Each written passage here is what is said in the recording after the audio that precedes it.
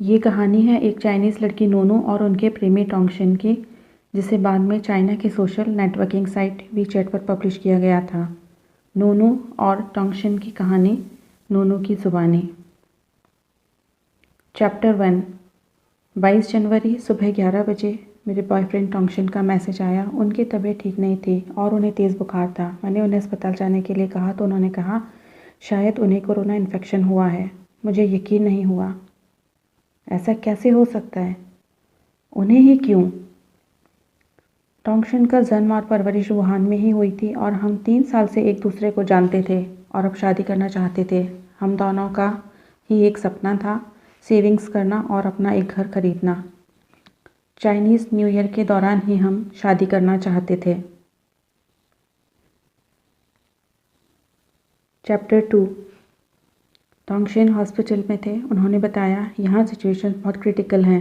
Hospital मरीज़ों से भरा हुआ है। काफ़ी देर लाइन में लगे रहने के बाद अभी और कितनी देर इंतज़ार करना पड़ेगा कुछ नहीं पता। मैंने उन्हें दूसरे हॉस्पिटल जाने की सलाह दी, लेकिन सभी हॉस्पिटल्स में यही हाल था और अब मुझे किसी अनहोनी की आशंका हो रही थी।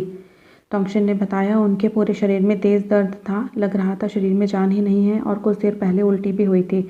घंटों लाइन में लगे रहने से अब बैठना भी मुश्किल हो रहा था। फाइनली टोंगशिन घर लौट गए।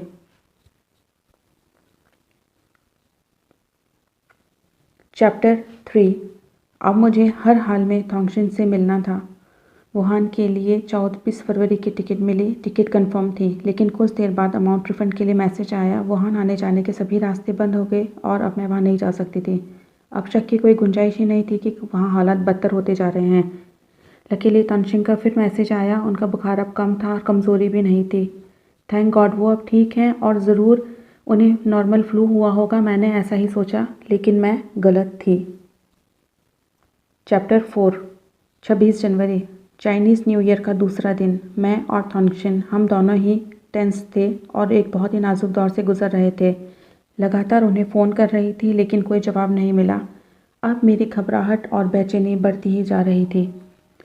उनके पिता को फ़ोन किया। उन्होंने भी बताया उनकी टोंगशिन से कोई बात नहीं हो पा रही है। तब कम्युनिटी लीडर के ऑफिस फ़ोन किया तो पता चला कोरोना इन्फेक्टेड लोगों की लिस्ट में टोंगशिन का नाम नहीं था। मुझे लगा अब मेरी सांस रुक रही है। फिर उन्होंने बताया कन्फर्म्ड कोरोना पॉजिटिव पेशेंट्स की लिस्ट में टोंगशिन का नाम है। चैप्टर 5। लकीली दोपहर में टोंगशिन का फ़ोन आया। वे हॉस्पिटल में थे और उनकी तबीयत काफ़ी ज़्यादा ख़राब थी। उन्हें कोरोना पॉजिटिव डायग्नोज किया गया। वे वेटिंग हॉल में थे।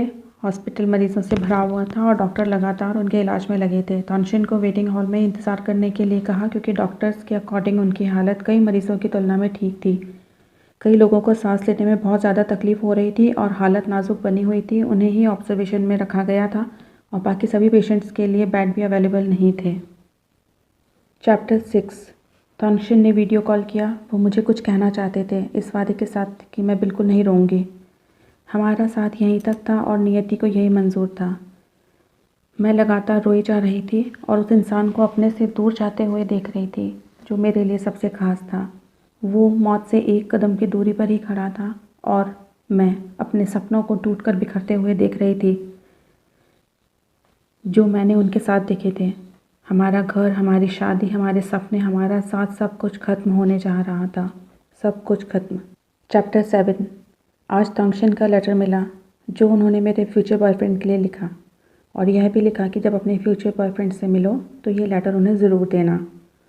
उन्होंने लिखा, हे यू, तुम ये लेटर पढ़ रहे हो, मेरी नूनू के फ्यूचर बॉयफ्रेंड, कॉन्ग्रेचुलेशंस।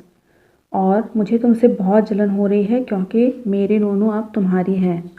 मैं तुम्हें कुछ बातें बताने जा रहा हूँ जिनका तुम्हें हमेशा ध्यान रखना है। नूनू थोड़ी ज़िद्दी है, कभी कभी बच्चों की तरह ज़िद कर बैठती है, लेकिन फिर जल्दी ही मान भी जाती है। तुम उसका हमेशा ख्याल रखना।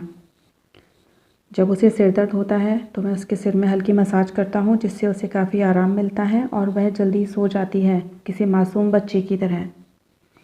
और हाँ, नूनू की एक आदत और है जिसे मैंने बदलने की बहुत कोशिश की, लेकिन मैं बदल नहीं पाया। वो है टीवी देखना। वो घंटों लगातार टीवी प्रोग्राम्स देखती है और ये उसके लिए अच्छा नहीं है। अगर तुम उसे सचमुच प्यार करते हो तो उसकी आदत बदलने की कोशिश ज़रूर करना। ज़िंदगी में कई उतार चढ़ाव आते हैं। तुम दोनों हर सिचुएशन में एक दूसरे के साथ रहना और एक दूसरे की गलतियों को भी माफ़ करना। मुझे नहीं पता तुम कौन हो, कहाँ रहते हो, क्या काम करते हो। ये सारी बातें इम्पॉर्टेंट नहीं हैं। तुम मुझसे दिल की गहराई से उतना ही प्यार करना जितना मैं उसे करता हूँ। थैंक यू मेरी नूनू का ख्याल रखने के लिए और उसे प्यार करने के लिए। और साथ ही था थॉन्गशिन के बैंक अकाउंट नंबर के पासवर्ड और अभी तक के सेविंग के 1 लाख युआन। इस मैसेज के साथ कि मैंने अपने जीवन में सिर्फ तुम्ही से प्यार किया है। चाइनीज़ न्यू ईयर का 8वां दिन। थॉन्गशिन ने हॉस्पिटल के वेटिंग रूम में ही आखिरी सांस ली और मुझे हमेशा के लिए छोड़कर चले गए। आज आकाश खुला है, सूरज चमक रहा है, आँखों में थॉन्गशिन की यादें हैं लेकिन जिन्हें हम दोनों के अलावा कोई और नहीं समझ सकता।